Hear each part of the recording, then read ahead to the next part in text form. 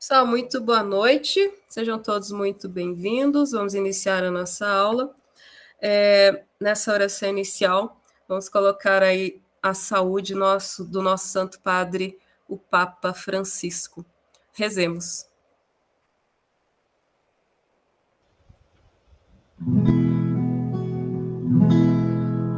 Ó Deus, organizando o líquido elemento, as águas dividistes, firmando o firmamento.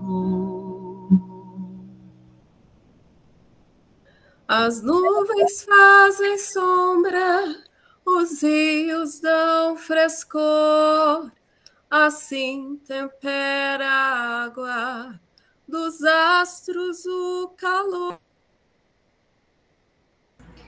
Em nós vertei a graça, a água benfazeja, do fogo das paixões, constante nos proteja.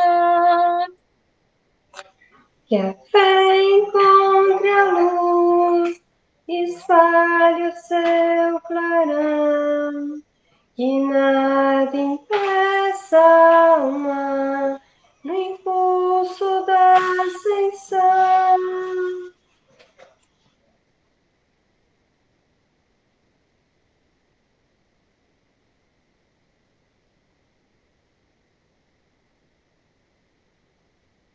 Ao Pai, ao Filho, glória, ao Espírito também, louvor, honra e vitória, agora sempre, amém.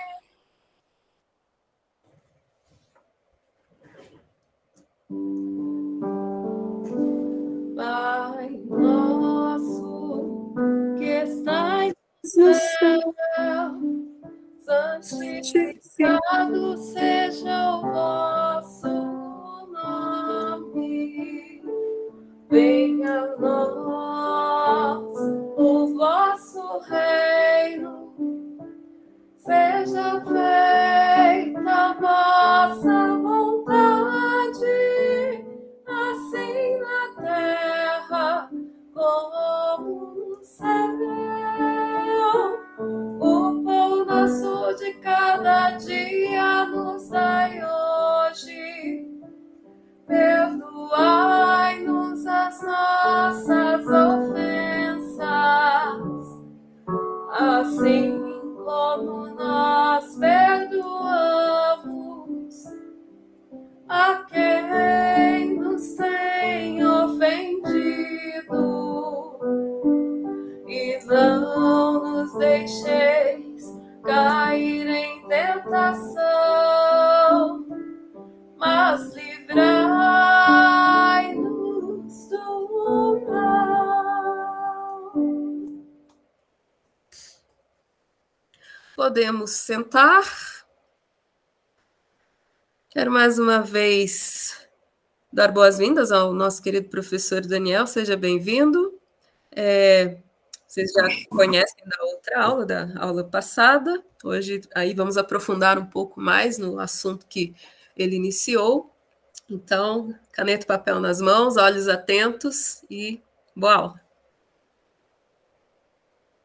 Muito obrigado, Ju. Obrigado, pessoal. Já tivemos aí nossa primeira conversa, né, na aula anterior.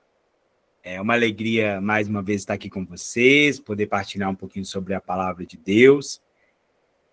Eu acho que é sempre um tema que nos enriquece muito, porque tem a ver com a nossa própria relação da fé, como que a gente estabelece essa conexão entre cada um de nós e essa palavra que se encarna em Jesus, né, que tem a sua plenitude em Jesus. Então, nesse segundo passo, a gente vai falar muito sobre essa conexão entre nós, humanos, nós batizados e batizadas, nós, comunidade de fé, e essa revelação que é a pessoa de Jesus.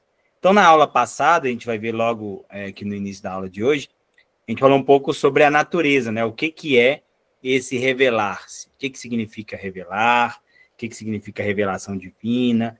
A gente está trabalhando bastante com a Dei Verbo, E hoje a gente vai falar de dois aspectos que tem essa brincadeirinha no título, né? Que é a relação e a revelação, tá?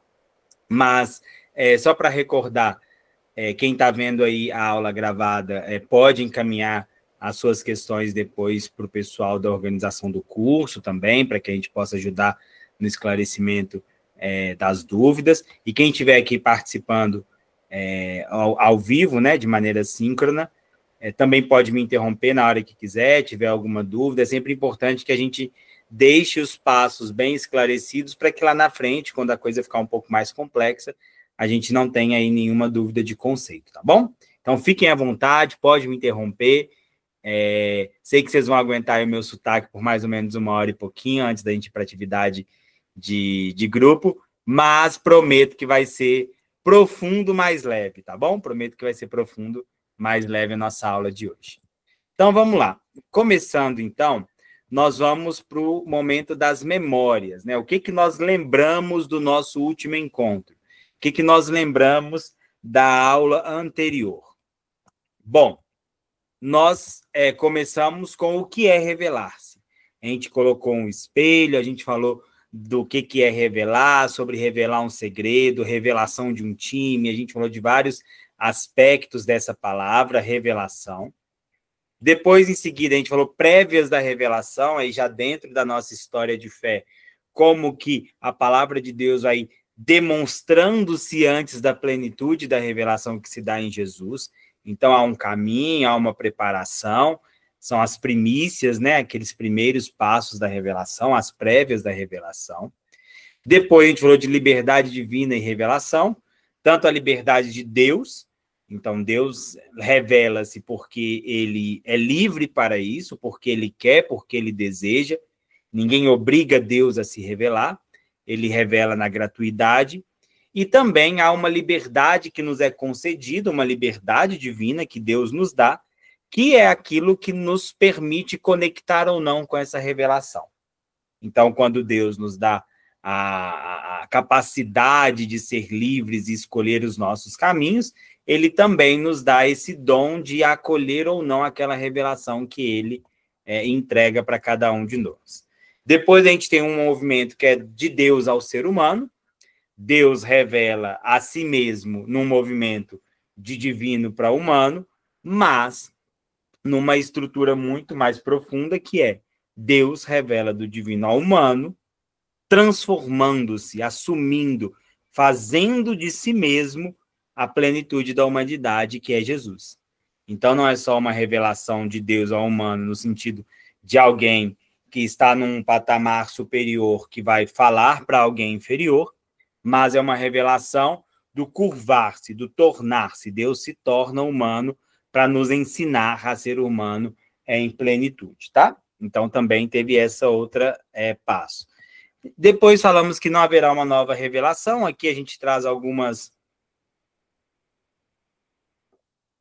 polêmicas, principalmente na questão das pessoas que dizem ter revelações, dos santos, das pessoas que dizem ter revelações com Deus, tanto na antiguidade quanto pós experiência de Jesus, o que seria nova revelação, o que seria fim dos tempos, o que de fato é revelação e o que não é revelação.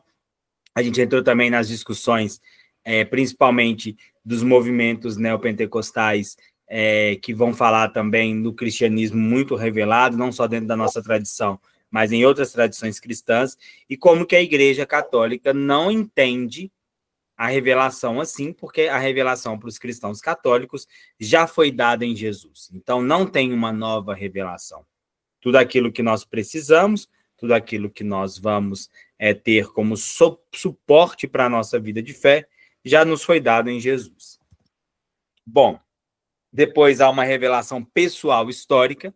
Jesus ele se revela dentro de um contexto sociocultural, dentro de um contexto político, de um contexto estruturado, e essa revelação, além de ser pessoal histórica de uma pessoa dentro de um contexto político, econômico, social, é também uma revelação pessoal histórica que acontece em cada um de nós, no hoje da nossa vida. Então, em 2025, com os dilemas sociais que temos, com os dilemas comunitários que temos, essa revelação ela não é isolada da vida humana. A gente tem muito... elevado a achar que a revelação é algo que transcende a realidade humana. E não é isso que a igreja entende. A revelação é algo que está encarnado na realidade humana. Então, ela não pode ser fora da história. Ela não pode ser atemporal, fora do tempo. Ela é dentro de um tempo, de um contexto, de uma condição sócio-histórico-política, tá? Então, não é possível a gente falar de uma revelação isolada como se fosse um evento único, como um contato com um ser humano que viveu há 2000 anos atrás, isolado de tudo que existia. Não, há todo um contexto da revelação de Jesus, da história da igreja enquanto revelação e da revelação de Jesus para nós nos dias de hoje. Depois tem uma autorrevelação, que é aquilo revelar a si mesmo. Jesus revela a si mesmo, e revelar a si mesmo é revelar o próprio Deus, porque ele é o Deus, né? Ele é o Deus revelado, ele é Deus revelado e ele se revela pelo Espírito. Então todas essas conexões, elas estão todas interligadas. E também aqui tem uma autorrevelação no sentido de que nós também nos revelamos a Cristo a partir do momento em que nós nos conectamos ou não com ele. Então, uma autorrevelação divina e há uma autorrevelação individual de nós enquanto batizados e batizadas, mas também de nós enquanto comunidade de fé. Então, há uma autorrevelação. A gente só revela aquilo que somos. Não é possível revelar algo diferente. Né? Na antiguidade, os filósofos da antiguidade, principalmente Aristóteles, vai dizer que a gente não ensina aquilo que a gente não sabe. Né? Quem aí é professor vai ter essa experiência melhor, né? Mesmo que você não saiba um conteúdo, você vai aprender aquilo primeiro para depois apresentar para alguém. Né? Essa é a ideia. A gente revela aquilo que a gente sabe. E também sobre nós. Nós não podemos revelar outra pessoa que não nós mesmos. Mesmo que sejamos hipócritas, mesmo que sejamos falsos, mesmo que criemos para nós uma série de máscaras e narrativas, mesmo assim, essa série de máscaras e narrativas que nós apresentamos estão dentro do limite daquilo que nós somos. Não tem como a gente apresentar algo diferente do que nós somos. Então é isso também. Deus não pode apresentar algo diferente do que ele é. Né? Deus apresenta aquilo que ele é e essa apresentação se dá em Jesus. E a vida do Cristo é a revelação. Isso aí é muito importante. Eu estou na dúvida, como que eu encontro com Cristo? Como que eu encontro com a revelação da palavra de Deus? O que é a revelação da palavra de Deus? A revelação da palavra de Deus está condensada no Cristo. Cristo é a revelação da palavra, é o ápice de toda a revelação. E aí, como eu fiz na aula anterior, a gente tem um mistério celebrado. A gente celebra alguma coisa, um aspecto da vida de Jesus. Sempre falo do mistério pascal de Cristo, que eu perguntei na aula anterior se vocês sabiam o que era, que é do anúncio do anjo, a encarnação, paixão, morte, ressurreição, envio do Espírito em Pentecostes e subida aos céus, né? Subida aos céus e envio do Espírito em Pentecostes. Então, esses são os eventos da vida de Jesus que nós celebramos na nossa vida enquanto cristãos. E hoje a gente tem um aspecto também que a gente vai celebrar na aula, né? Um aspecto que a gente vai trazer diante dos nossos olhos na aula. E qual aspecto que é esse, né? É o seguinte, está lá na Carta aos Hebreus, número 1, de 1 a 2, tá? Muitas vezes e de muitos modos, falou Deus antigamente aos nossos pais, pelos profetas.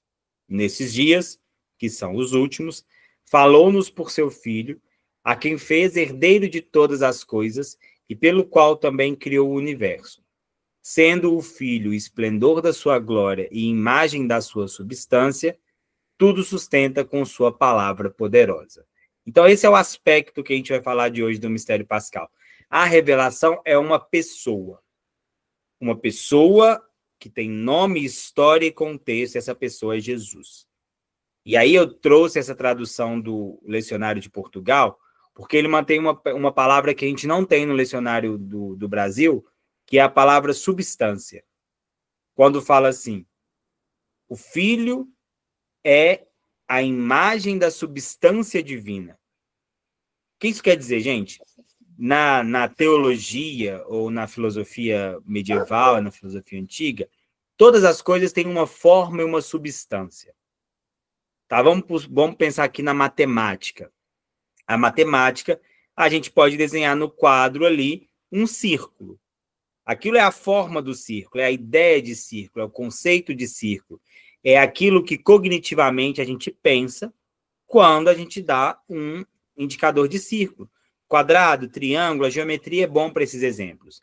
Mas no mundo, esse círculo ele não existe sem uma substância na qual ele vai informar. Bolo também é assim, né, gente? Tem a massa do bolo, mas é a forma que dá o formato ali do bolo. Então, Deus, ele é a forma do universo, ele é aquilo que dá sentido, que dá contorno, que dá razão para o universo, e Cristo é a imagem da sua substância. Cristo é, de fato, Deus que a gente toca, que a gente encontra, que a gente vê, é a substância dessa natureza divina. E aí a gente pode ser mais profundo até, que Deus Pai não tem uma substância tal qual nós conhecemos. Por que Deus Pai não tem uma substância da qual nós conhecemos? Pense o seguinte, se Deus, ele cria o universo, quem cria vai criar algo que é diferente de si, ok? Então a Mona Lisa, ela é retrato do autor, retrato do Da Vinci, mas ela não é o Da Vinci em si, porque se ela fosse o Da Vinci, ela não era Mona Lisa, ela era Da Vinci. Entende? Então, a criação ela é diferente do Criador. Então, a substância que Deus usa para criar o mundo, os átomos, moléculas, tudo isso que a gente tem no mundo, isso tem que ser de natureza diferente de Deus. Tá? Então, a natureza da criação é diferente da natureza do Criador. Mas, dentro da criação, há algo que substancialmente tem a forma divina. A forma, a razão, aquilo que é a própria imagem da natureza divina encarnada, que é Jesus. Então, aquilo que na criação é, de fato, a expressão máxima de quem é Deus, é Jesus. Mas Deus Pai, ele, pela sua própria natureza, ele não pode estar no mundo, porque o mundo é diferente do Criador. Então, nós temos um Deus que cria, que está fora do mundo, um Deus que é criado, né, gerado, né, não criado, o Niceno Constantinopolitano vai dizer isso, que ele é criado por Deus e está no mundo, tá? E o Espírito que faz essa conexão entre as duas naturezas. Então, a gente tem aí o mistério da Trindade, aquele que está fora como criador, aquele que está dentro como criatura divina, e aquele que conecta essas duas naturezas, que é o Espírito. Tanto que o Espírito sopra em Maria para que a carne humana seja divina. É o Espírito que faz essa transformação. É o Espírito que sopra sobre o pão e o vinho para que essa transformação de algo que é criação divina se torne para nós também alimento espiritual. Então, é o Espírito que faz essa conexão entre natureza divina e natureza humana, ou natureza criada. Tá? E Cristo é, de fato, a plenitude dessa revelação da natureza divina. É isso que a gente vai conversar na nossa aula de hoje. E aí uma expressão que está escrita ali que é muito importante é muitas vezes e de muitos modos. Às vezes, gente, e aí Papa Francisco, tadinho, está lá se recuperando, mas ele é muito bom em reforçar isso para a gente. Deus se mostra de muitas vezes e de muitos modos. Nós não somos aqui fiscais de como Deus se revela, porque não cabe a nós dar a chancela se aqui há Deus ou não. O que a igreja tem como discurso e como teologia e como prática da tradição é que nós acreditamos que, pela nossa forma e narrativa, nós apresentamos uma forma, uma dessas vezes, um desses modos, como Deus se apresenta para o mundo. E a gente acha que é um modo autêntico.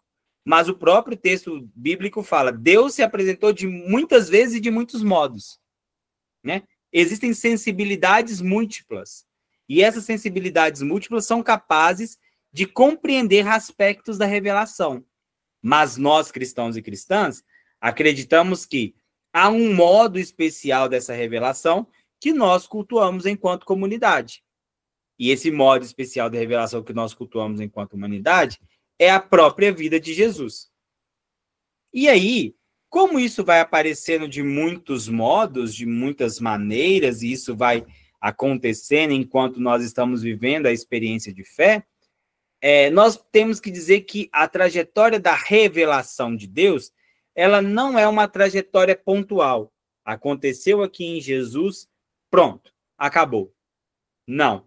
Ela é uma trajetória que se faz caminhando.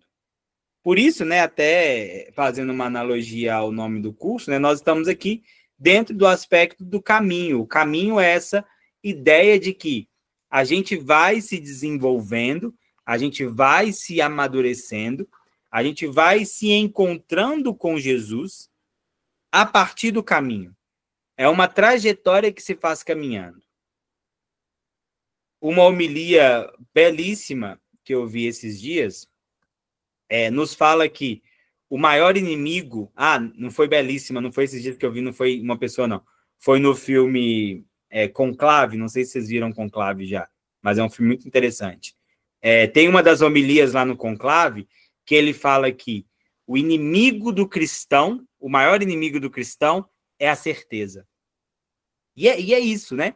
O maior inimigo do cristão é a certeza. Por quê? Se você está no caminho, o que você tem é incertezas. Incerteza do que fazer, incerteza de como vai ser o amanhã, incerteza dos problemas que virão, incerteza das próprias decisões. Então, o cristão, ele é, de fato, aquele que busca respostas para as incertezas. E o cristão que está muito certo de si, ele vai para qual pecado? O pecado da soberba, né? Que ele está tão certo de si que ele pode pegar o fruto do conhecimento do bem e do mal, que é ele que sabe de si, não é Deus. Não tem mais a incerteza do que vai acontecer se eu pegar. Que fruto é esse? O que acontece? Então, o maior inimigo do cristão, de fato, é essa certeza, essa verdade absoluta. Por quê? Porque o caminho do cristão se faz caminhando. É uma trajetória que não está dada, que ela vai sendo construída à medida que a gente vai experimentando a nossa fé. Então, a revelação divina não é um acontecimento pontual. Aconteceu, pronto, acabou. Que ocorreu em determinado momento da história e que a partir dali a gente apenas revive esse evento. Não é um teatro da paixão de Cristo toda vez que a gente vai na missa. Não é um teatro da Santa Ceia. Né? Não é isso. É uma fé viva. Toda vez que nós nos reunimos, nós renovamos aquele compromisso da entrega do corpo, do sangue, que nos nutre, que nos faz comunidade. Nós nos encontramos com Jesus. É uma fé viva que continua movimentando a vida dos fiéis. Por isso que é obra do Espírito. Se fosse algo dado e pronto, o Espírito não precisaria de agir, porque o Espírito é que dá movimento, é que dá sopro. Então a igreja vive do movimento. A igreja errou muitas vezes, mas ela só conseguiu continuar na sua trajetória porque ela vive do movimento. Né? A gente é conhecido como os caminhantes. Jesus vivia ali caminhando, né? Jesus não ficou lá na cidade dele parado, pronto, vou criar aqui a minha comunidade. Não, ele caminhou, ele aprendeu, ele escutou, ele viveu. A gente fala muito de espírito missionário hoje em dia na igreja, né? É um espírito missionário, mas também um missionário da própria existência no mundo. Tá? Então, aqui há um movimento constante entre aquele que comunica, que é Deus, aqueles que são alvo dessa comunicação, os receptores, a igreja, e o próprio ato de comunicar, que é a palavra de Deus. Então, Deus está sempre comunicando conosco, nós estamos sempre recebendo, nós somos sempre o alvo dessa comunicação, e há sempre um ato de comunicar a palavra que é comunicada, que é Jesus. Esses três elementos juntos, o ato de comunicar, aquele que recebe e a própria palavra comunicada, eles articulam a dinâmica da revelação divina. É assim que ela acontece na igreja. E se a gente não tem o importante, que é a conexão entre aquele que comunica e aquele que recebe, que é a palavra, que é Jesus, essa comunicação ela não acontece.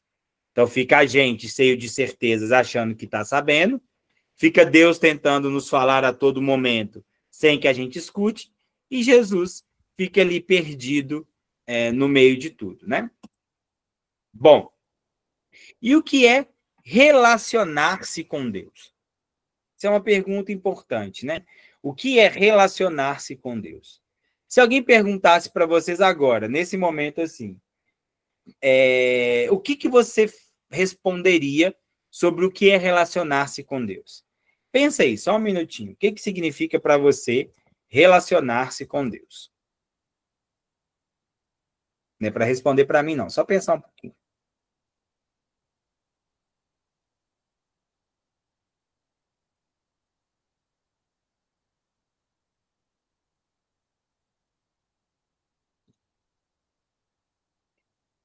Bom, pessoal, relacionar-se com Deus é como todos os outros relacionamentos que nós temos na nossa vida, tá? Relacionamento conjugal, relacionamento de familiares, relacionamento profissional. O relacionar-se com Deus é uma relação que precisa ser sustentada. Ela não está dada, ela não é absoluta e ela não pode ser tida como definitiva. Eu já sei, já me relacionei, eu já sei como que é esse encontro entre eu e Deus. Não, é uma relação que se dá no cotidiano. Quem tem filho aqui, ou quem é casado, ou quem vive a vida religiosa, sabe que a maior dificuldade do relacionamento é se reconstruir enquanto pessoa, na medida em que essas dificuldades vão aparecendo no caminho. Né? 1 ano, 2 anos, 3 anos, 4 anos, 10 anos, 20 anos de casado. E aí você está ali construindo e reconstruindo aquela relação todos os dias. 5 anos de comunidade, 10 anos de comunidade, você acha que você já fez tudo, você já fez muito, mas a cada dia você está ali reconstruindo essa relação. E aí Karl Rahner, que é um teólogo de referência para a nossa aula de hoje, ele vai reforçar a ideia de uma autocomunicação. Então, esse relacionamento que a gente vai consolidar na caminhada, ele é um relacionamento baseado na autocomunicação. O que ele vai dizer? Isso aqui é uma citação de um outro teólogo que vai desenhar o pensamento do Rahner para a gente, né? Ele vai dizer o seguinte: a autocomunicação de Deus, no pensamento do Rahner, tem estreita relação com a experiência transcendental, no fato que todo ente infinito aponta, está voltado ao ser e mistérios absolutos de Deus. O que ele quer dizer? Se a gente é finito, se a gente tem a nossa limitação, e a gente sabe que a maior limitação de todas nossa é não existir para sempre, isso quer ser finito, né? A gente vai morrer, a gente vai deixar essa existência, a gente vai deixar o mundo, nosso corpo vai perder a vida. Por causa desse mistério, nós temos o nosso olhar voltado para aquilo que é infinito, para aquilo que é diferente de nós. É como se eu tenho em mim algo que falta, que é essa completude de uma vida infinita, eu vou sempre estar aberto a algo que é infinito.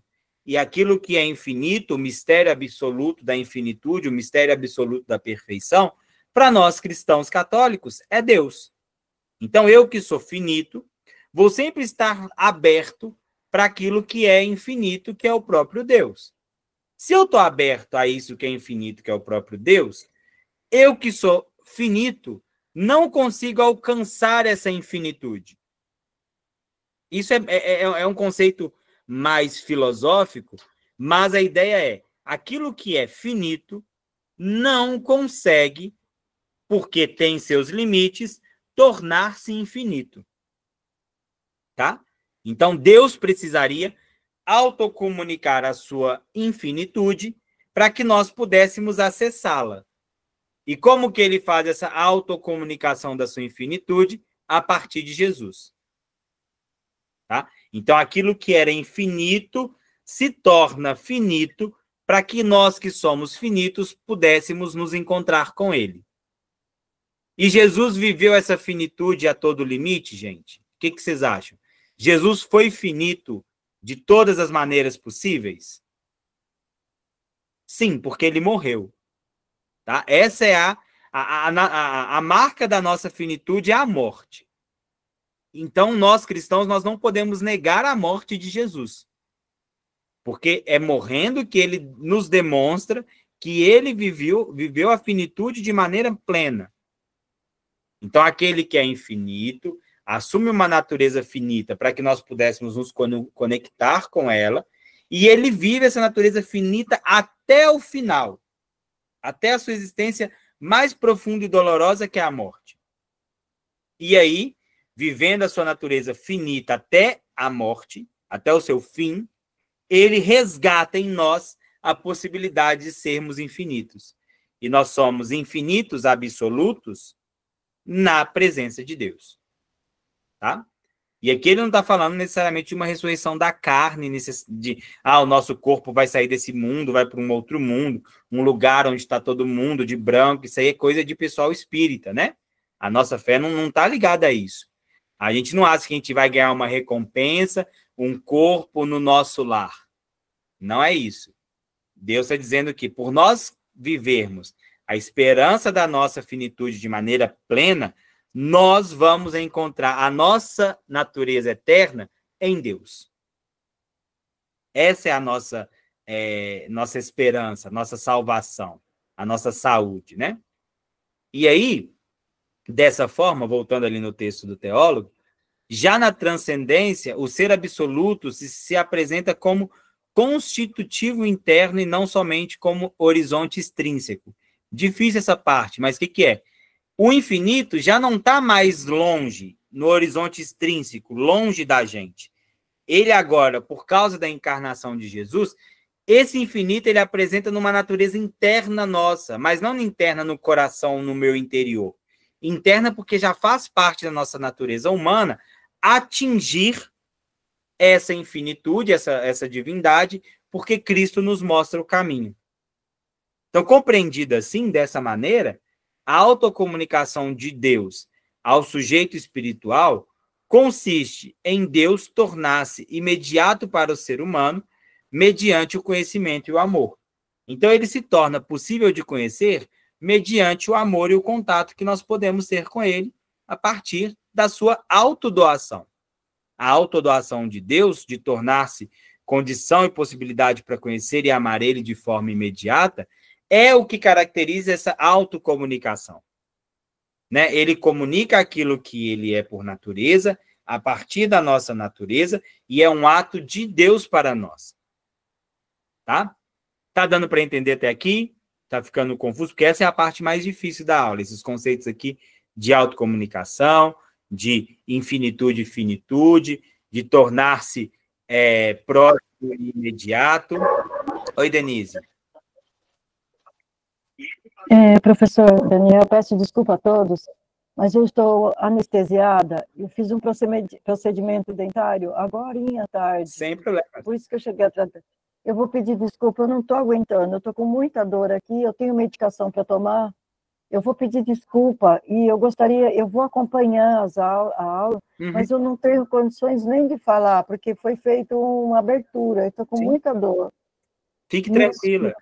Fique tranquila. Boa recuperação para você. Obrigada. Eu vou fazer o curso, eu vou continuar. Sem pressa. Me escuta falando depois, põe no velocidade 2 aí, e aí você vai acompanhar a aula direitinho, tá bom? Sim, obrigada. Denise. Então, gente, além disso, né, além dessa autocomunicação, dessa autoentrega, daquilo que ele só pode revelar porque ele é, né, ele fala que a nossa orientação para o mistério, a orientação para o divino, é a condição de possibilidade, é o que torna possível para que a pessoa possa existir enquanto sujeito histórico e, da mesma forma, possa realizar-se em liberdade no mundo e na história. Deixa eu ver aqui. Esse círculo é inevitável à existência humana. Então, porque nós estamos abertos a essa infinitude, a essa experiência divina, né? É uma condição, é aquilo que permite que a pessoa, um sujeito, tá, possa existir de modo histórico, de modo espiritual, com liberdade no mundo em que nós vivemos. Se nós já fôssemos determinados, sem nenhum tipo de abertura, a gente seria meio que um robô, né? A gente seria repetidor de coisas. Então, é essa abertura ao transcendente, abertura ao diferente, possibilidade de transformação, possibilidade de tornar-se diferente daquilo que nós achamos que nós somos em absoluto, é que nos faz permitir existir no mundo. E que faz também o mundo se tornar diferente na medida em que nós vamos existindo nele. Que o mundo de hoje é diferente do mundo de ontem, que vai ser diferente do mundo daqui a alguns anos.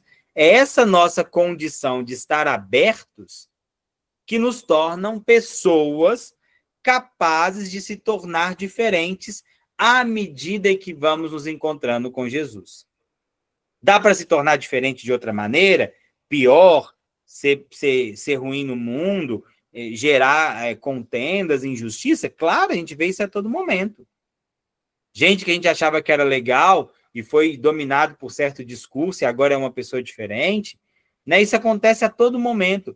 Mas isso porque nós temos a nossa capacidade de liberdade de escolher, né, que é um dom também na nossa própria natureza, e porque nós estamos abertos à mudança. Nós não somos seres absolutos da certeza, né? Quem está certo nunca muda.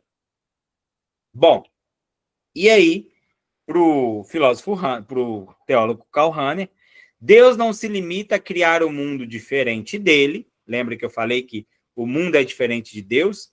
Mas ele se autocomunica originalmente, fazendo-se assim princípio interno do mundo e o que é denominado graça. Então, olha que vocês verem que interessante, Deus cria o mundo diferente de si. Então, ele está lá, o mundo diferente, Deus está aqui, né? E aí ele se autocomunica, ele se encarna em Jesus, ele comunica a si mesmo, e aí ele se torna um princípio que está interno no mundo. Ele é, ao mesmo tempo, a força externa criadora, mas o princípio interno capaz de mudar o mundo para que o mundo, de fato, seja pleno para tudo e para todos. Então, olha que interessante. Ele cria o mundo, mas ele não usa uma interferência externa do seu poder criador, né? Ele, dentro do próprio mundo, por sua autocomunicação em um ser humano, que é Jesus, ele faz com que nós tenhamos a possibilidade de transformação do mundo. Isso é denominado graça. A graça de Deus para o mundo, qual que é, gente? É Jesus. A graça, a salvação, a saúde do mundo, a saúde da criação é Jesus, a plenitude da revelação. É por meio de Jesus que a criação vai ser elevada de tal modo que aqui nós teremos o paraíso, que será o reino de paz e justiça. Né? Por quê? Porque olhando para Jesus que nós, de fato, vamos conseguir transformar esse mundo naquilo que é o projeto de Deus. Se Jesus é o projeto de Deus, a gente olha para Jesus como esse projeto de Deus, o mundo, então, se torna também o paraíso, que é o projeto de Deus para a criação. Tá? Então, essa afirmação do Karl Rahner permite vislumbrar que Deus não somente cria um mundo diferente de si, mas ele, com o seu amor, doa-se à humanidade e nos faz atentar para o fato que essa autodoação consiste na comunicação da salvação, que é ele próprio, no mais íntimo do seu ser. Então, ele cria o mundo e mostra que para o mundo ser um paraíso, para o mundo ser salvo, para a salvação do mundo e de cada um de nós, é preciso que nós sigamos um exemplo que é o próprio Deus no mundo, que é o Cristo. Tá? Isso aqui, gente, vou falar para vocês, é tese de teologia avançada, tá? Eu estou falando aqui para vocês, é tese de teologia avançada. É externo com interno, autodoação, doação a si mesmo, criação, salvação entendida de um modo diferente que a gente está acostumado a entender salvação como a gente morreu e vai para o céu, né? E não é isso que a teologia está nos dizendo. Salvação tem a ver com tornar-nos aquilo que Deus, de fato, planejou e pensou para cada um de nós. Então, aqui a gente está falando de uma reflexão teológica que está um nível acima, por isso que é um curso que a gente tem como muita com muita qualidade para vocês se desenvolverem, porque ele está numa reflexão teológica já da abstração da experiência de fé. Né? Isso vai se traduzir, às vezes, em sentenças mais simples, como a gente falar assim, Deus é a plenitude da revelação. Claro, é isso que a gente tem que começar. A gente começa com Deus é a plenitude da revelação. Mas, desculpa, já estou errado, né? Jesus é a plenitude da revelação. Jesus é Deus, mas Jesus é a plenitude da revelação. Mas, a partir de Jesus é a plenitude da revelação, a gente vai aprofundar em aspectos dessa plenitude da revelação. Tá? Então, não é simplesmente uma perspectiva de simplificar as verdades da fé, mas de pegar essa verdade, descascar e aprofundar nela. Tá bom? Então, em outras palavras, terminando aí esse slide, ao autocomunicar-se, né, Deus está se colocando à disposição, enquanto criatura, para se relacionar conosco, que somos feitos à sua imagem. Deus se coloca à disposição como um de nós. Por isso que eu volto na questão da relação. É nos relacionando com Jesus, com Deus, com o Cristo, que nós vamos conseguir aprofundar a nossa experiência de fé. Tá? É fundamental que nós consigamos, como homens e mulheres de fé, aprofundar a nossa relação com Jesus Cristo, e esse aprofundamento, ele se dá a partir da comunidade. Ele não se dá de modo individual. E aí isso também é outro ponto de reflexão. Essa relação de aprofundamento, ela se dá a partir de uma relação comunitária. Então, a autocomunicação de Deus não é somente concedida ao ser humano como uma oferta. Olha, toma aqui a revelação, se vocês quiserem ou não. Mas como uma condição de possibilidade para a acolhida desse Deus que se doa ou se dá à humanidade. O que isso quer dizer? Se não for pela revelação, muito dificilmente nós, seres humanos, vamos conseguir acolher Deus. Porque tem a questão da infinitude. Deus é infinito, tem uma natureza diferente da nossa. Aquilo que é infinito não cabe dentro do que é finito. E aí a gente precisa de algo que nos ofereça a possibilidade de conhecer Deus. E aí, na autocomunicação, que é o Cristo, nós não recebemos somente a oferta para conhecer Deus, mas também uma condição que nos permite isso. Então, a doação de Deus, ela é a doação do que você precisa conhecer e a doação do que você tem de ferramentas para conhecer. É como se fosse assim. Eu estou te dando aqui um texto sobre... Melhor, eu vou te dar os números da Mega Sena. Te dei os números da Mega Sena. Você já fica, nossa, feliz, eu estou feliz e tal, eu vou ganhar na Mega Sena e vou arrumar minha vida. Só que tem uma coisa. Você mora numa cidade onde não tem nenhuma casa lotérica e você tem apenas 30 minutos para fazer o jogo. Então, por mais que você tenha, e não pode fazer jogo pela internet, nós estamos na época que não tem jogo pela internet, só dá para fazer na lotérica. Você está numa cidade que não tem casa lotérica, a casa lotérica fica a um dia de viagem, mas Deus vai lá e te dá os números da Mega Sena. Você entende que ele está te dando a oferta? Mas ele não está te dando a condição de possibilidade de ganhar na Mega Sena. Por mais que você saiba os números daquele sorteio, se você não der seus pulos, né? A gente fala que se você não conseguir dar seus pulos, você não vai conseguir jogar. E aí você não vai conseguir ganhar. E aí você não vai ter aquele tanto de milhões de reais. E aí, mesmo que tenha sido ofertado para você a possibilidade de ser um milionário, você não teve as condições para isso. O que a gente está falando na revelação divina é que Deus dá os números da Mega Sena e nos dá uma forma de jogar. Os números da Mega Sena é a palavra de Deus, a revelação, aquilo que é a vida de Jesus, e o meio para poder atingir isso é Jesus se tornando humano e nos mostrando que a humanidade é o caminho para chegar lá. Tá? Então, é porque nós somos humanos que nós podemos receber essa graça, que é a graça da revelação.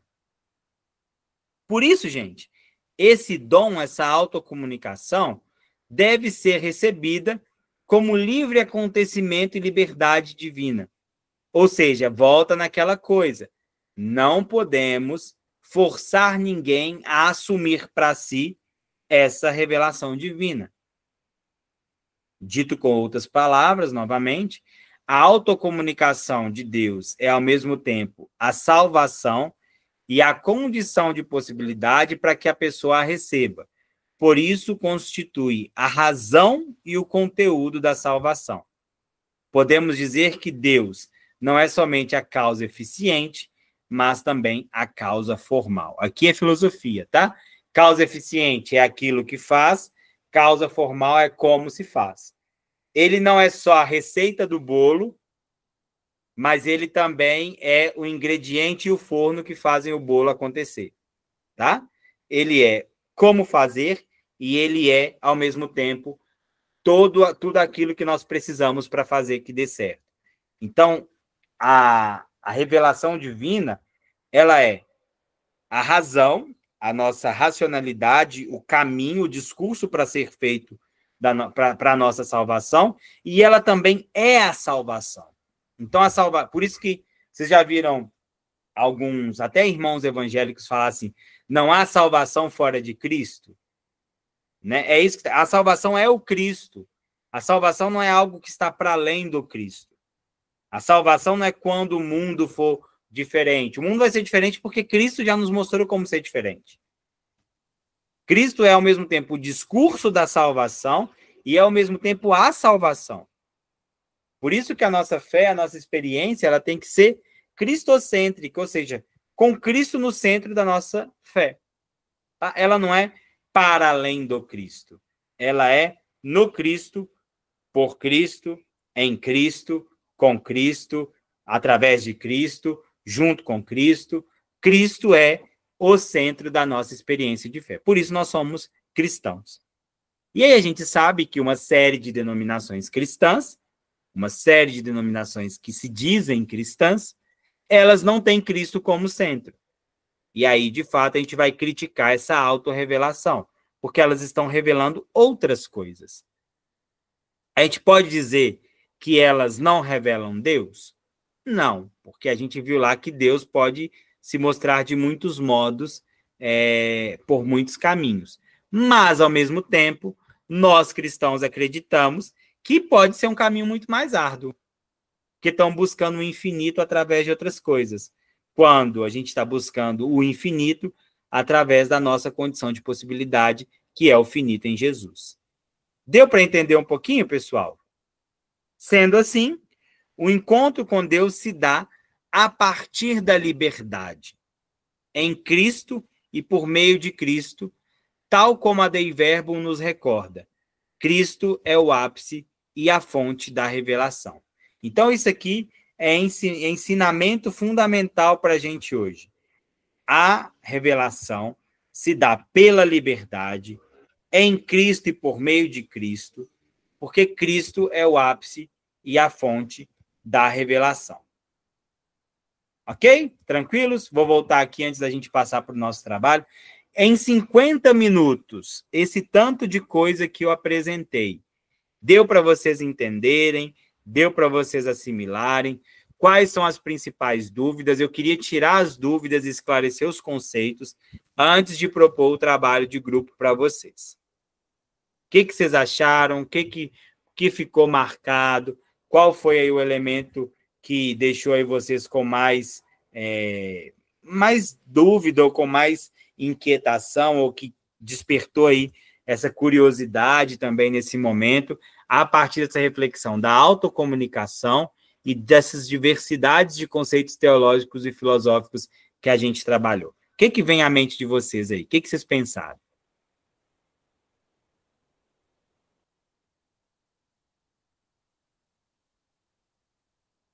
Nada? Pode falar, Sônia.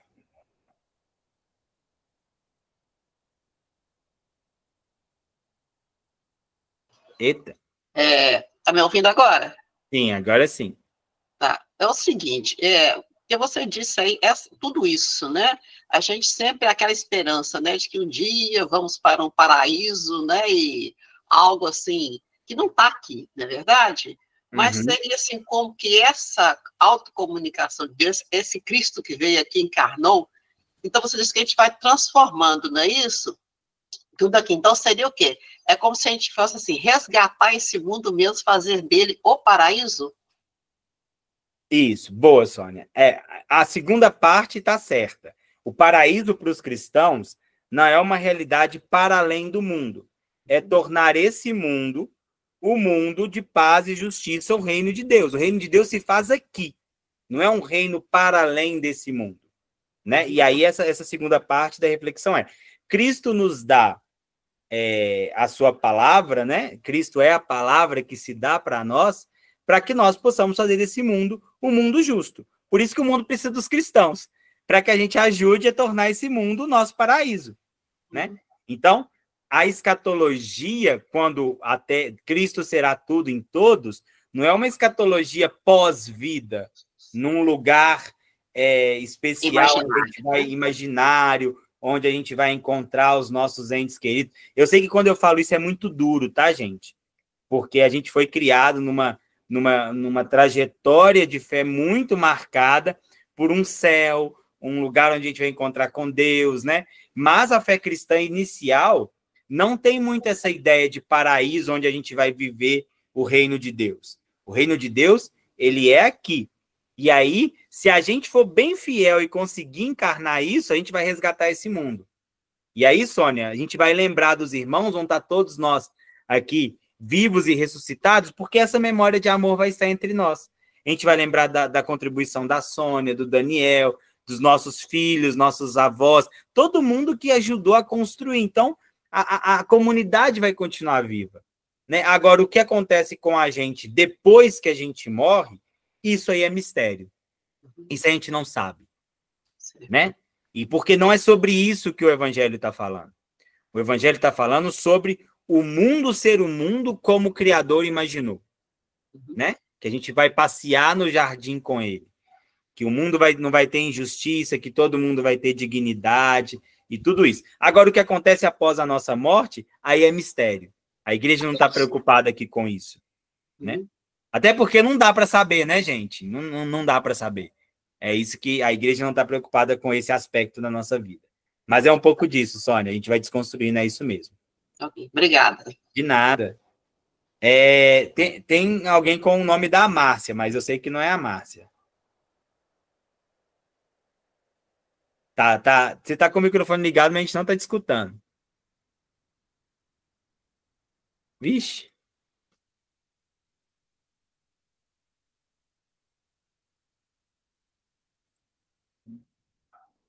Tenta falar de novo. Não sei se às vezes sair e voltar funciona, não sei como é que a Ju aí tá orientando o pessoal.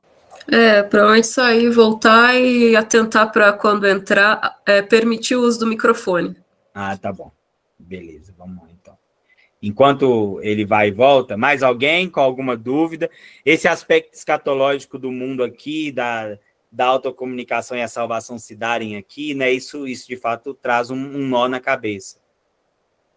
Porque vocês podem lembrar que poucas vezes a liturgia fala de um outro mundo ou do fim dos tempos, tá? Poucas vezes, não é comum, né?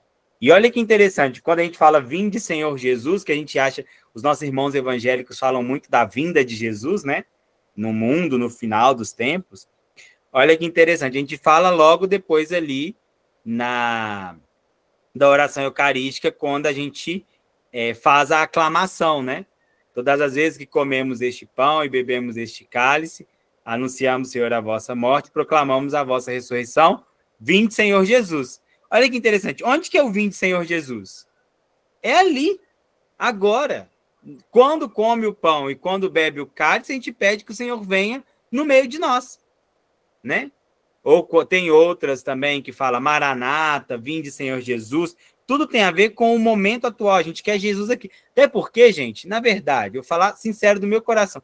Se Jesus tiver que estar, é bom que ele esteja aqui agora comigo. Né? É porque a igreja acredita isso, que Cristo está aqui agora. A igreja a igreja tem essa espiritualidade do agora. O tempo que a gente tem para viver é o tempo do agora.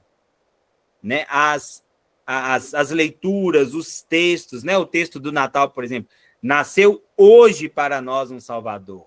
Né? Tudo isso a gente tem que lembrar que a liturgia também vai nos ajudando a entender que o tempo da igreja é o tempo do agora. Então, Cristo volta para estar presente no meio de nós agora. Agora seria o fim dos tempos. Eu já falei isso para vocês, né?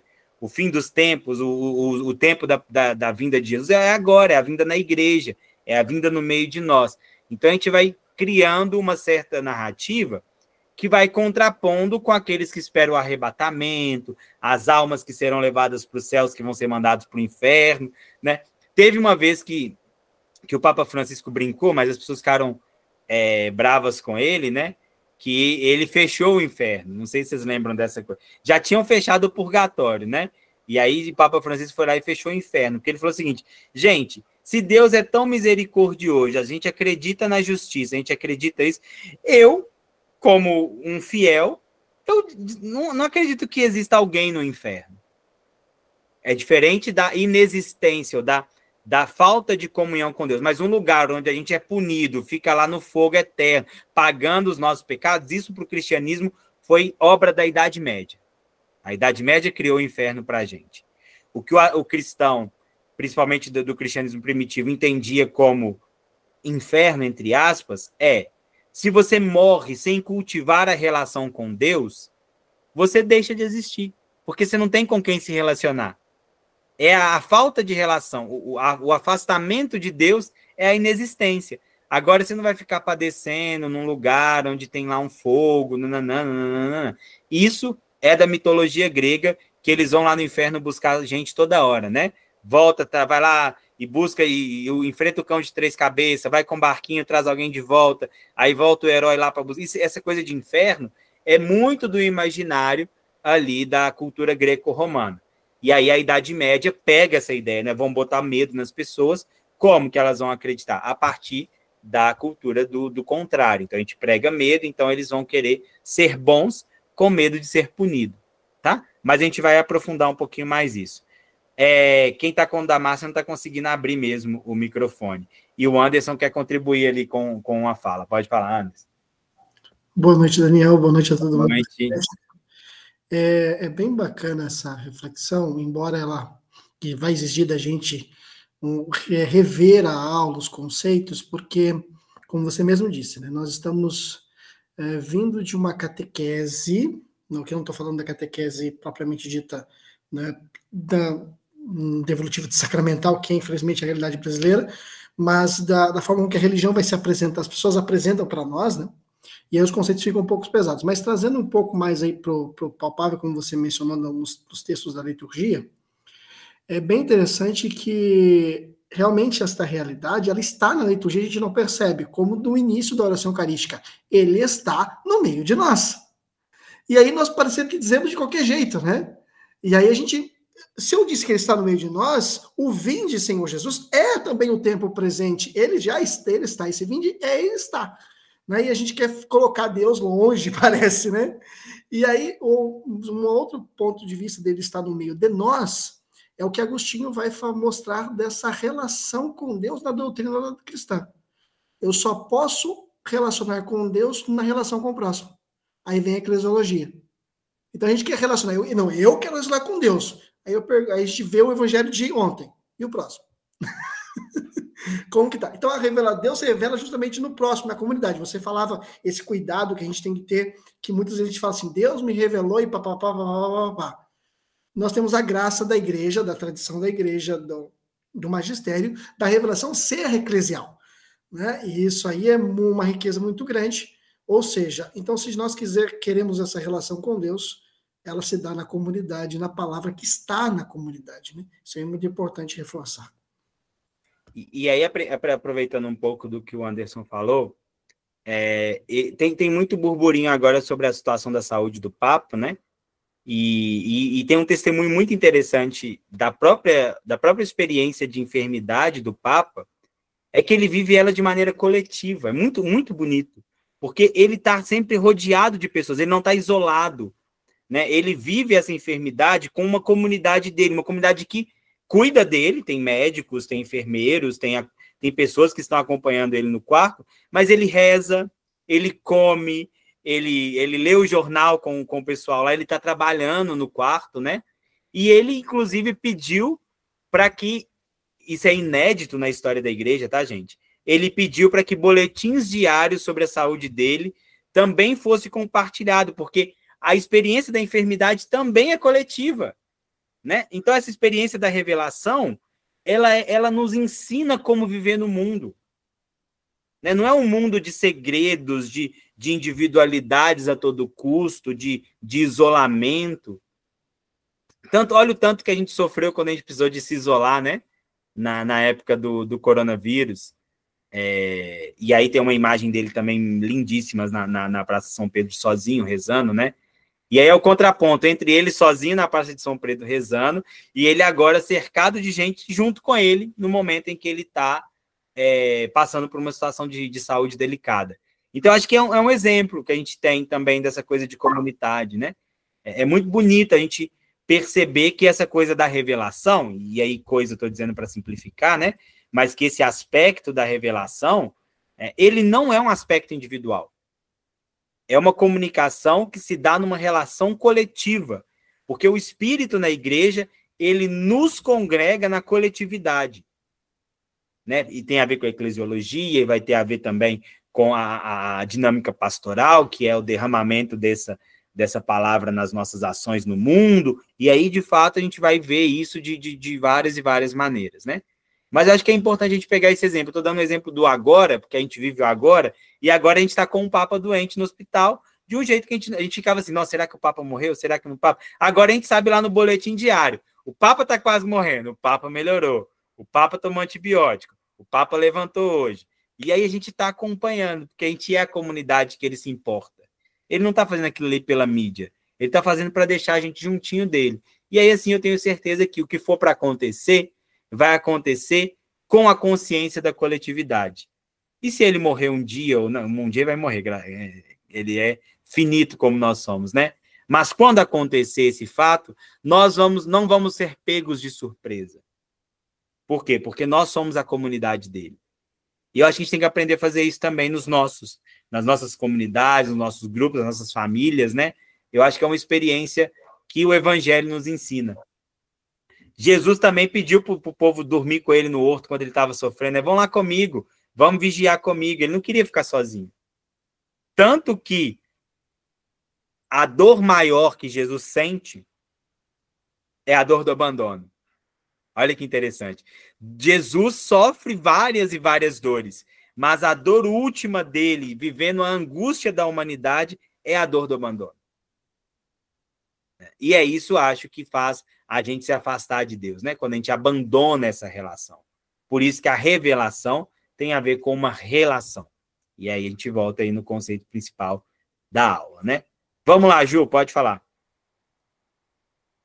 Na verdade, o Francisco, que era a Márcia, né, me mandou a pergunta dele por áudio. Aí vamos ver se vocês conseguem ouvir. Deixa eu colocar aqui.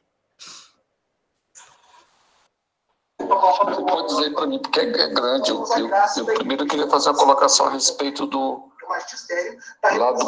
a revelação segundo João, no prólogo de João, que diz que Deus é a palavra e a palavra se fez carne e habitou entre nós, né? Certo. Então aquela é uma revelação de Jesus, a revelação que ela é unitária dele. E ele diz que a revelação divina ela é uma revelação comunitária. Eu queria que ele explicasse um pouco sobre essa revelação comunitária. A revelação de Deus, a revelação divina é comunitária? É sempre em comunidade? Ótimo, boa pergunta. A revelação é comunitária no encontro com a pessoa que é Jesus. A revelação encarnada é individual, é a pessoa. É Jesus. é a palavra que se faz carne. Aí você está certo, no Evangelho de João, a gente tem essa experiência do mistério encarnado de Deus. Mas essa pessoa que é Cristo, ela se relaciona conosco de forma comunitária. Porque não dá mais para encontrar com Jesus. Né? Não dá para chegar. Jesus está em outro nível de experiência espiritual. Então a gente não encontra com Jesus individualmente como os discípulos encontravam. Né? Eu e Jesus. Então, como que eu encontro com Jesus? De modo comunitário. Às vezes na liturgia, né, que é o lugar primeiro para esse encontro, mas nas ações pastorais, nas ações de caridade, no ensinamento da igreja, porque aí coletivamente a gente vai dando voz a essa pessoa que ainda é individual, uma pessoa singular, que viveu na nossa história num contexto histórico, político, social, que é Jesus. Então, a revelação continua sendo pessoal, em Cristo, por isso que nós seguimos o Cristo, mas a revelação para nós é sempre uma experiência comunitária. É o nosso encontro com Cristo. Por isso que por isso que se forma a igreja, né? Igreja tem a ver com eclésia, que é a Assembleia dos Convocados. Então, nós estamos ali convocados e chamados para se reunir e se relacionar com Jesus. Tem a ver um pouco com isso. Mas é muito boa pergunta, porque fica parecendo também que essa revelação ela não é individualizada, né? E ela é em Jesus. Há uma experiência de um ser humano que foi gerado, passou 9 meses lá na barriga, nasceu, foi criança, teve toda a formação lá dele enquanto menino judeu, né? Passou por toda a sua trajetória, e aí sim, com essa pessoa nós nos relacionamos. Só que nós nos relacionamos, não eu individualmente, porque eu não consigo acessar a plenitude de Jesus sozinho. Não mais.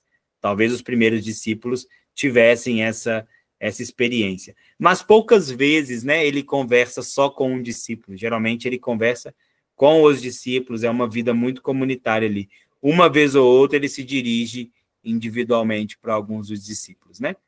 Mas é um pouco disso, tá? Foi bom a sua pergunta, eu acho que ajuda a gente a compreender. Mais alguma coisa antes do nosso trabalho em grupo, gente? Não? Tá tranquilo?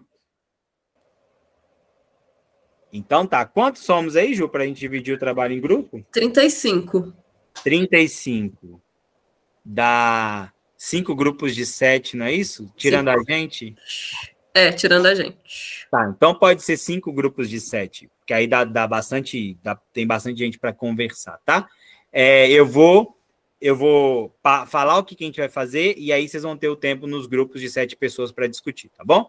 Então agora, depois que a gente conversou sobre a importância da relação com Deus, da nossa relação com Deus, eu queria que vocês pensassem sobre as questões abaixo, tá? O importante é pensar sobre todas elas.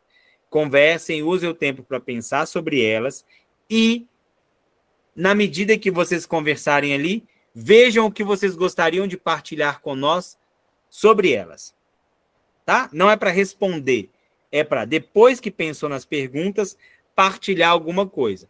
Uma partilha para o grupo. Então, serão 5 partilhas depois do tempo. E eu vou ler as perguntas para vocês entenderem o que eu estou perguntando. Então, na pergunta número 1. Em nossa vida cotidiana, pensando na complexidade, na completude do encontro com a palavra de Deus, como podemos fortalecer essa relação para que ela seja genuína? Qual relação? A nossa relação de encontro com a palavra de Deus. Como que a gente pode fortalecer ela? Como que a gente pode fazer para que esse encontro seja um encontro genuíno, com Jesus de fato, tá? Número 2. Se o encontro com Deus é por meio de uma relação, como nós, agentes da pastoral litúrgica, e principalmente os ministros da palavra, podem contribuir para fortalecer esse vínculo? Que vínculo? A relação dos cristãos com Jesus. Como que o agente da pastoral litúrgica, o leitor, a leitora, pode contribuir para fortalecer essa relação, tá? E a 3, de modo geral, por que podemos dizer que a liturgia é o espaço de encontro e o lugar da revelação? Por que é na liturgia que nós vamos nos encontrar, nós vamos ter esse lugar privilegiado mais do que em outros? Por que a liturgia é esse lugar de experiência máxima do encontro com a palavra de Deus. Por que vocês acham isso, tá? Conversem sobre as 3 e aí a gente volta. Ju, pode dar 20 minutinhos para eles? Ok. Acho que dá. E aí a gente faz esses 20 minutinhos e a gente volta para a partilha. São 5 grupos, uma pessoa para falar de cada grupo, tá bom? Pessoal, então, quem estava na outra aula já sabe como faz. Eu vou liberar as salas aqui, vai aparecer um convite para vocês na tela, vocês precisam aceitar esse convite. Não fiquem nervosos, não saiam apertando o botão aí, senão vocês saem da sala, tá? Então, olhem com atenção, vai aparecer, você está sendo convidado para uma sala temática, aceitar, algo assim, vocês aceitam, tá bom? Podem ler com calma, não vai sumir o convite, leiam e apertem na coisa certa. Quem estiver navegando em outras abas aí, está ouvindo o professor, mas está olhando receita na internet, fazendo outra coisa, volta para a sala, que senão vocês não vão para os grupinhos, tá bom? Conto com vocês, vai aparecer aí o convite agora.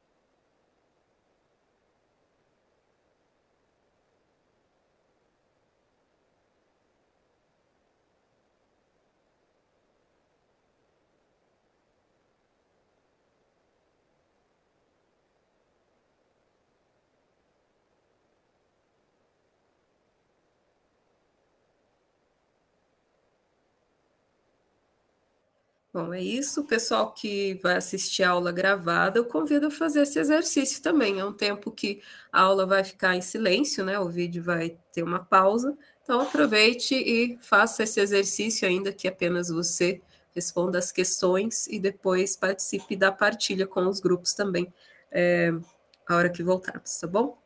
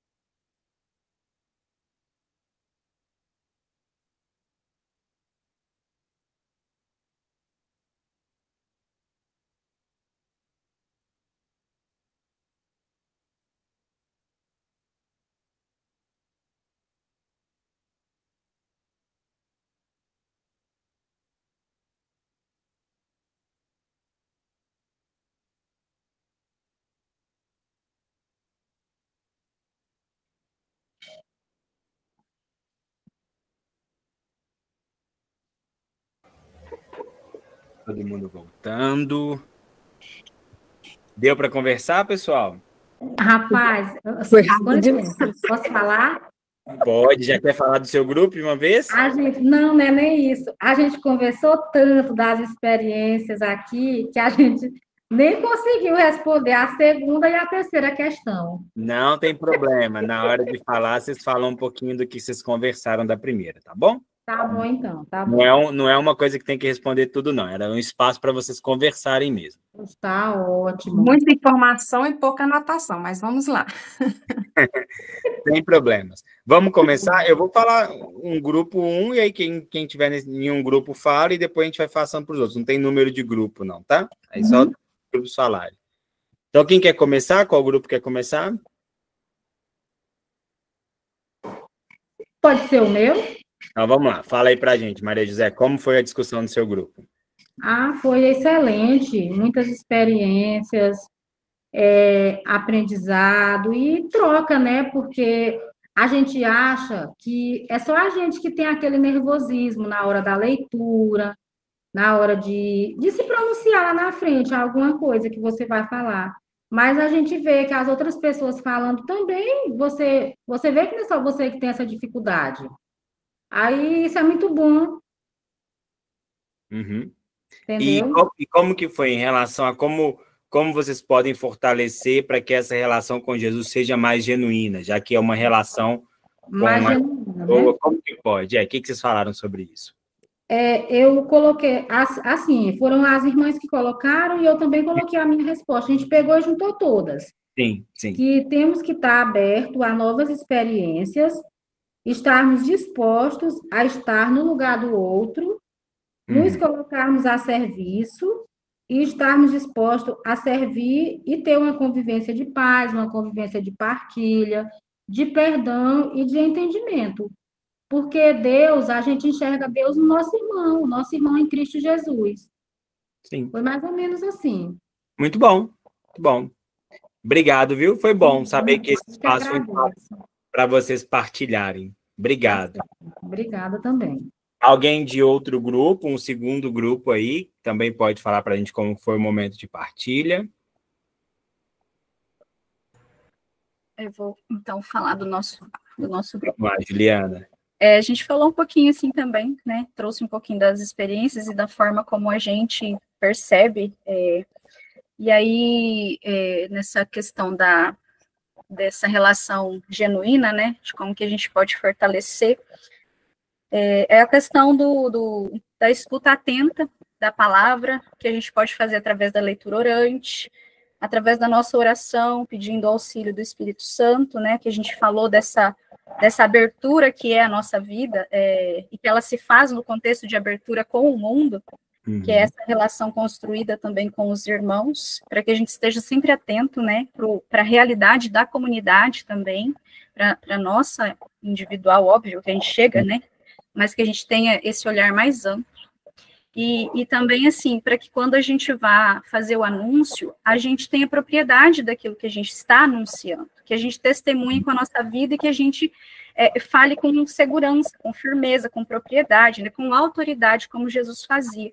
A gente até comentou que a gente escuta muitas mentiras que são muito bem contadas e a gente acaba acreditando nelas. E muitas vezes a gente vai à igreja para ouvir e para falar de Jesus, né, dos ensinamentos de Jesus, só que a gente não faz isso com propriedade e acaba parecendo uma mentira, porque parece que a gente, de fato, não acredita ou a gente ainda é inseguro quanto a isso. E aí, depois, a gente também colocou, né, que eu já estou lá na terceira. Não tem problema, não, é isso mesmo. Esse espaço de encontro, né, a liturgia como espaço de encontro e lugar de revelação, porque ali na dimensão comunitária, a gente faz, né, na vida da comunidade, a gente faz comunhão com os irmãos, a gente ora e a gente louva a Deus, a gente vive o encontro com Jesus, né, porque como esse encontro que se dá na pessoa uns dos outros, e que juntos a gente sempre, assim, a gente se fortalece, porque muitas vezes a gente está vivendo alguma situação particular e a gente está vulnerável, e as pessoas nos tornam mais fortes.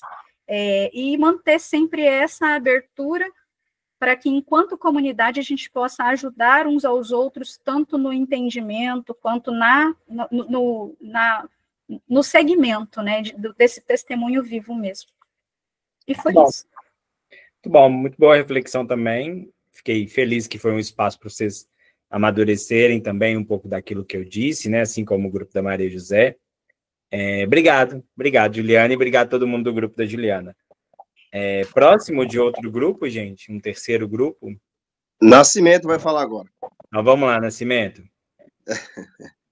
Então, na primeira aqui, a gente conversamos, né, todos, através de uma boa leitura, para que possamos entender e sentir Jesus, né, naquele momento. Então, acho que é muito importante, quem for estar fazendo a leitura, fazer uma boa leitura para passar um sentimento, né, para que as pessoas que estão na plateia, na igreja, entendam aquilo que o leitor está lendo, né, entenda, sente que aquilo ali é uma palavra de Deus vivo, né. E na segunda, eu coloquei que a gente juntamos, né, o grupo. Os ministros são muito importante porque são aquelas pessoas que levam Jesus até aqueles impossibilitados de estar na casa de Deus, né? Eu acho que também é uma coisa muito importante.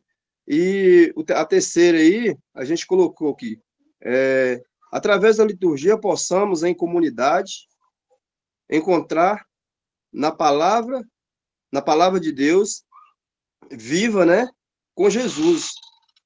Se eu só voltar aqui, através da liturgia, possamos, em comunidade, encontrar Jesus na palavra e na Eucaristia. Uhum. Então, é uma coisa assim que é muito importante em comunidade, né?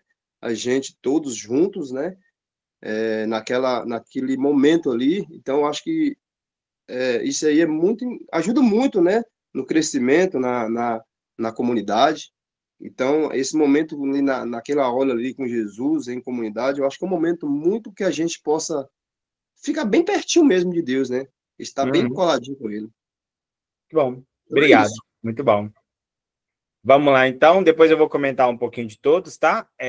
Próximo grupo, quarto grupo.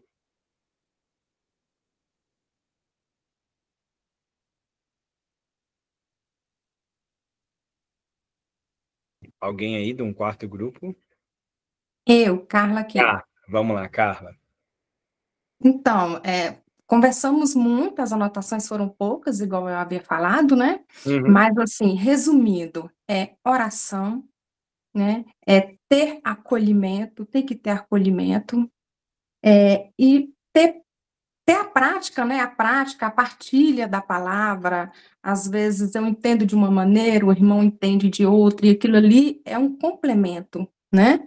Então, assim, e seguir aquilo e dar exemplo também, né? Porque é muito difícil seguir com o que Jesus nos ensina, né? É tentar colocar em prática. Então, é nos preparando mesmo, levando a palavra de Deus em comunidade, né? E na liturgia temos a possibilidade desse encontro pleno, né? Da palavra e na Eucaristia. Então, assim, complementando tudo isso que já foi falado, né? Então, assim, eu acredito que a parte de acolhimento fortalece muito. Bom, obrigado, viu, Carla? Muito bom mesmo. E o último grupo, o grupo que ainda não falou, quem vai falar? Assim, foi falado pouco, no grupo, acho que são umas 3 pessoas só se manifestaram, mas assim, mas o que falou, assim, foi muito forte também a partilha, porque a gente fortalece essa relação na comunidade e através do encontro, e também é preciso conhecer desculpa aí que eu não estava com a câmera ligada. Problemas. Então, a gente é preciso também conhecer realmente, né, o que estamos falando, porque não podemos transmitir de qualquer forma, né, de qualquer jeito, porque Cristo é palavra viva, né, então nós não podemos transmitir uma fé morta sem conhecimento e sem estudo, né, então o estudo é fundamental. E na segunda, né, que é também na vivência, né, a palavra é o Cristo, né? E é o Verbo que se fez carne, né? E que habitou entre nós e que está entre nós a todo momento que estamos reunidos em comunidade. E o terceiro, né? Que Cristo, né? Jesus é o coração da igreja. Então, nós precisamos, o encontro, né? Do humano com o divino. E é através, né, da palavra que nós conseguimos iluminar, né, buscar força para a nossa vida. E reunidos também pela essa graça da revelação, que é a revelação, né, essa graça que recebemos a todos os instantes e que estamos a cada dia procurando fortalecer nossa fé, nossa caminhada. E Cristo, né, se faz presente a cada palavra proclamada na comunidade. Bom, obrigado, viu, Maria Aparecida? Muito bom também. Gente, a partilha dos grupos me mostra que vocês entenderam, pelo menos, algumas camadas do que eu disse.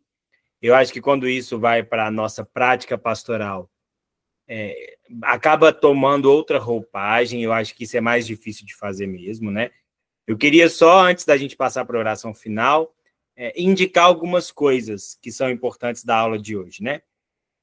Primeiro, que tudo isso que tem a ver com a figura de Jesus, a figura do Cristo, aquele que a gente vai se relacionar, é a partir dele que a gente vai encontrar com a palavra de Deus na sua plenitude, isso só acontece porque tem homens e mulheres que estão a serviço da proclamação dessa palavra, tá? Porque Jesus não está aqui mais fisicamente para poder se encontrar conosco. Então, o presidente da celebração, os leitores, os salmistas, a equipe de acolhida, todo o corpo da igreja, incluindo a Assembleia, porque a Assembleia não é apática, né, nesse processo, todo o corpo da igreja vai fazer com que esse encontro com Cristo aconteça de maneira genuína. Então, é preciso nos preparar e preparar nossas liturgias, né? Por isso que ela é o lugar de excelência do encontro com a palavra revelada. Porque é ali que a gente vai encontrar Cristo nos seus diversos aspectos, da sua vida, dos seus ensinamentos, do seu modo de nos ensinar a ser humano, tá? Então, isso é uma coisa. A segunda coisa nós proclamamos uma palavra que é dita pela voz, né? Então, isso também é interessante, né? O verbo, quando o anjo anuncia Maria, ele não encosta, ele fala com Maria. Então, nós somos também uma tradição da oralidade. A gente ficou muito na textualidade, no levar nossa Bíblia, né? Tudo tem que olhar a Bíblia, papel. A gente esqueceu da experiência da oralidade, do falar, da corporeidade. Lembra que o verbo se faz carne. Então, aqui o elemento do encontro, da relação tem a ver com carne, né? A gente quer abraçar, a gente quer beijar, a gente quer encontrar. Então, lembrem disso também. Tá menos teórico e mais corporal, mais existencial. Como que a gente pode fortalecer essa experiência vivendo ela? Tá? A igreja quer resgatar um pouco disso. Por muito tempo, ficou muito na coisa do dogma, do ensinamento, do catecismo, daquela coisa mais formal teológica. Mas vamos trazer para a nossa corporeidade, para a nossa vida. E o terceiro aspecto é que o centro disso tudo é a vida de Jesus. Na dúvida sobre essa revelação ou sobre essa relação, aponte para Jesus. Olhe para Jesus, encontre com Jesus e veja se em Jesus é possível comunitariamente encontrar uma resposta. Para a nossa preparação enquanto leitores, ministros, acólitos, salmistas, presbíteros, cristãos e cristãs de vários outros tipos de serviço pastoral, é em Cristo que a gente tem que nutrir o nosso caminhar, tá? Então, esses três aspectos, eles são meio que um amarrado do que a gente disse hoje. Toda essa parte teológica, conceitual, que vocês vão rever nos vídeos, vão poder rever para poder fazer as questões também, vão poder estudar nesse material, ela ajuda a gente a, na prática das nossas comunidades, viver isso de maneira mais genuína, tá? E se a gente conseguir viver isso de maneira genuína, eu acho que a gente já está dando um passo para uma relação mais saudável com Deus.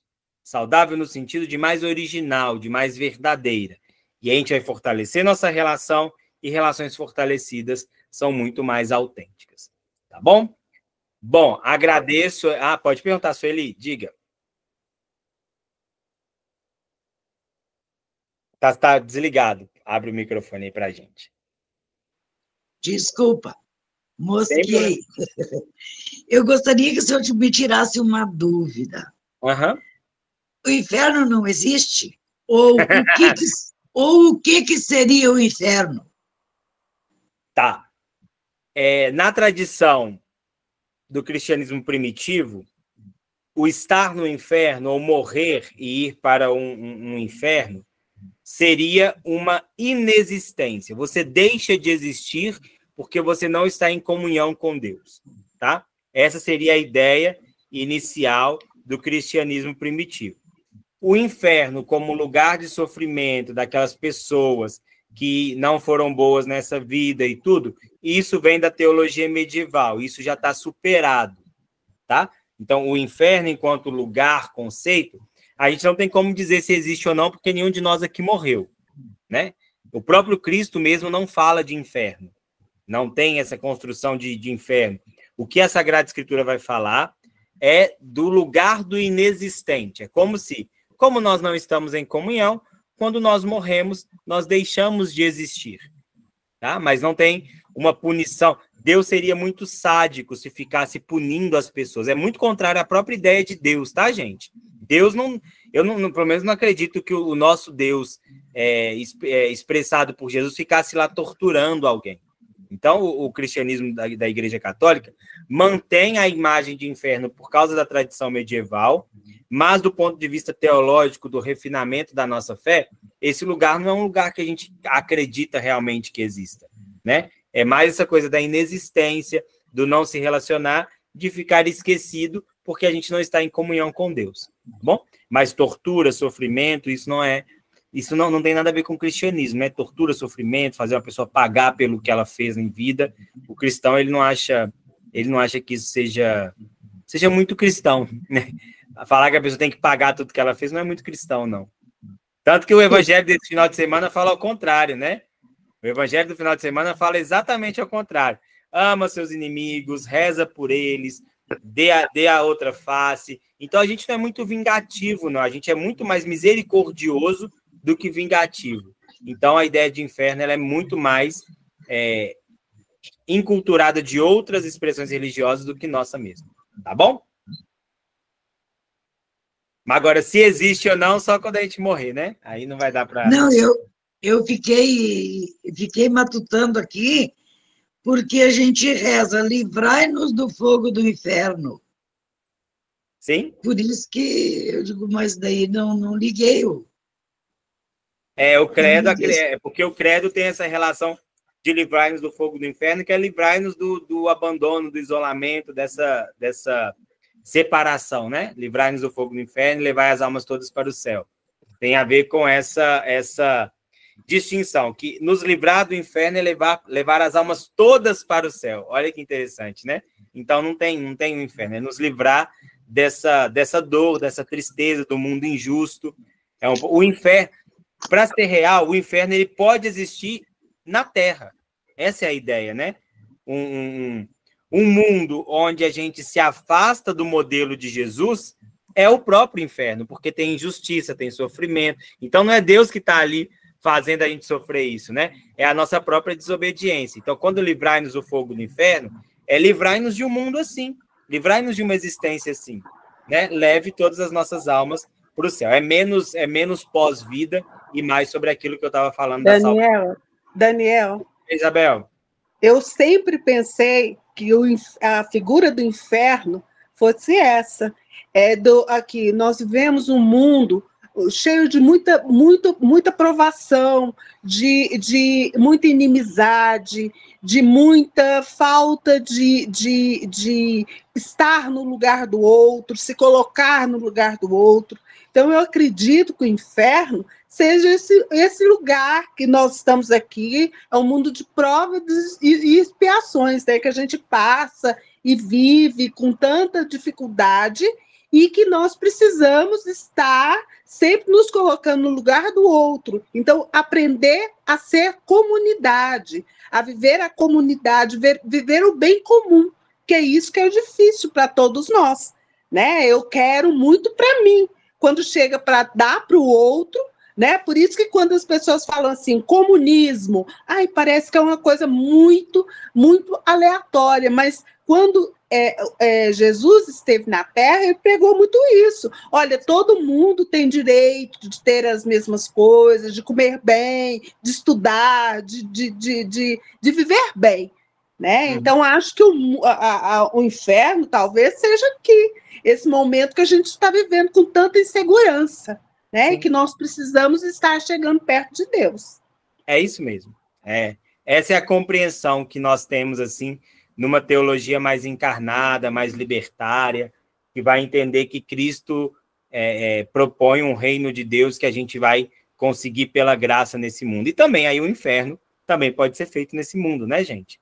E nada mais destruidor e voraz do que essas desigualdades que nós temos e quantas pessoas já não estão vivendo, de fato, o inferno aqui. Mas não é uma punição divina, né? E eu vi ali que o pessoal colocou os trechos do catecismo, né, que ajuda nesse entendimento ali do que é o inferno. Maria Isabel, quer falar? Já falei. Ah, então tá bom.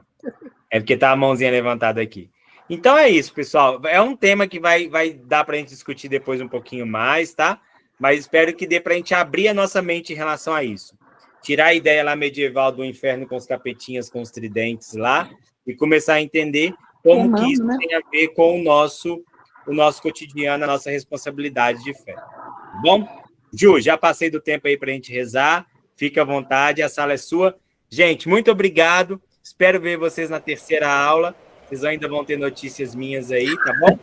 Mas que nós possamos continuar amadurecendo e aprofundando. Um beijo para vocês, gente. Isso aí, muito obrigada ao professor Daniel. E agora, nossa oração final, deixa eu compartilhar. Cuidado com os áudios, pessoal. Como foi na primeira aula, eu vou cantar a primeira, e aí quem quiser, né, abre o microfone e canta as demais, tá bom? Bem livre. Deixa eu só ver, acho que já está indo. Antes, deixa eu parar aqui, deixa eu voltar. A gente vai tirar a nossa foto, então peço pessoal aí que cisma em ficar com a câmera fechada para abrir, por favor, porque senão fica uma foto só de letrinhas coloridas. Coloca a foto no grupo, Ju. A gente coloca depois no Instagram e compartilha o link para vocês seguirem nossas redes sociais também. Nós precisamos do engajamento de vocês, tá bom? Olhando para a câmera. 1, 2, 3 e... Prontinho. Agora sim, vou compartilhar de novo o texto da nossa oração e volto a explicar. A primeira estrofe aí eu vou cantar, depois aqueles que quiserem abrem o microfone e cantam.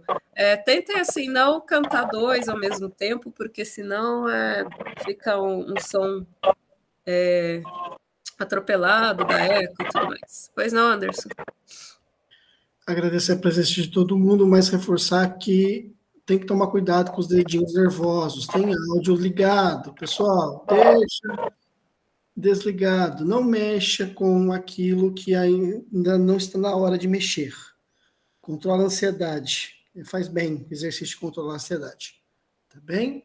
E que nessa oração nós levemos a Deus, sobretudo, a intenção da reabilitação da saúde do Santo Padre, quanto antes ele volte aos seus serviços e às suas atividades.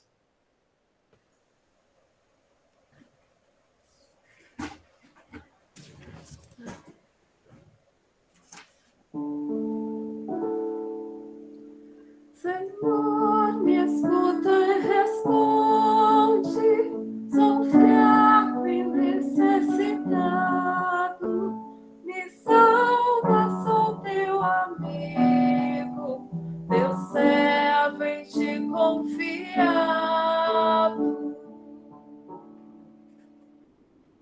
Mas, meu Deus, tem piedade,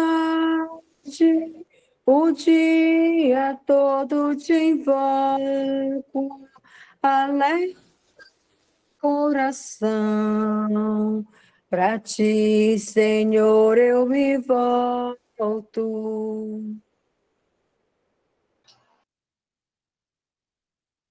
Tu és perdão e bondade, acolhe aos que te imploram.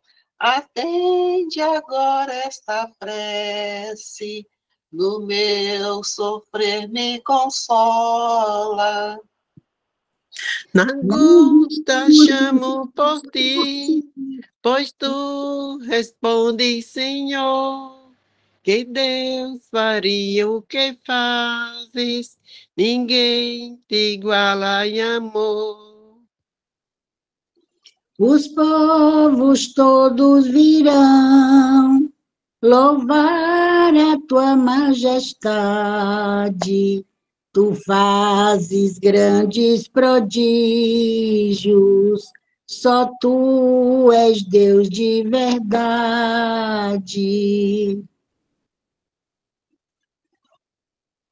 Me ensina o caminho certo para andar em tua verdade. Reúne o meu coração, que siga a tua vontade.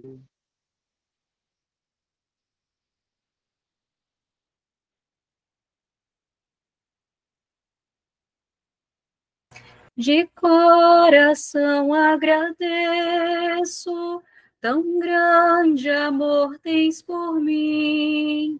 Tiraste-me do abismo, assim te louvo sem fim.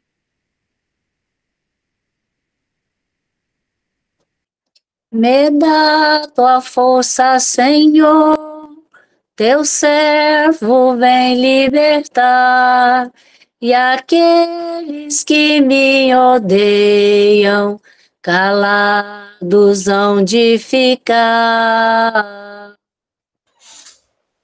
Mas tu, Senhor de ternura, paciente, cheio de amor, de mim tem pena, Deus, atento ao teu servidor.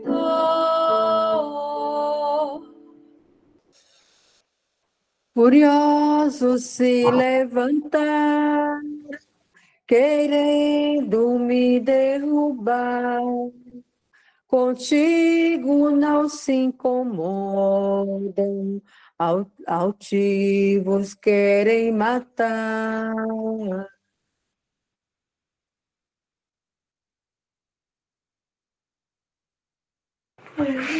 Ao Pai, Senhor, demos glória, a Jesus Cristo também, ao Espírito, Mãe de amor, Deus e Santo, amém.